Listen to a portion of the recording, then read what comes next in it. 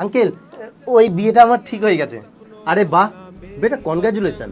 Uncle আপনি তো জানেন যে আমার সেরকম সেভিংস নেই, তো আমার বিয়ের জন্য 30 লাখ টাকা লাগবে, বিয়েটা তো ধুমধাম করে করবো। দাঁড়াও দিচ্ছি। চলে গেছে। এত তাড়াতাড়ি পাঠিয়ে দিলেন? বাই দা ওই আঙ্কেল, আপনি যদি কিছু না মনে করেন একটা কথা জিজ্ঞেস করি, আপনি এত বড় লোক হলেন কি করে?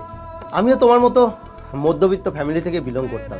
আমারও বিয়ের সময় 3 লাখ টাকা আমার কাকার কাছ থেকে ধার করেছিলাম। তখনকার 3 লাখ টাকা আজকালকার যুগের 30 লাখ টাকার সমান ছিল। এই কথা আমার ওয়াইফ শুনে বলে যে তুমি 3 লাখ টাকা বিয়েতে খরচা করবে? তুমি এক কাজ করো, তুমি 1 লাখ টাকা বিয়েতে খরচা করো আর বাকি 2 লাখ টাকা তুমি বিজনেসে ইনভেস্ট করো। এই একটা মাত্র চিন্তা আমাকে আজকে এখানে নিয়ে এসে দাঁড় করিয়েছে।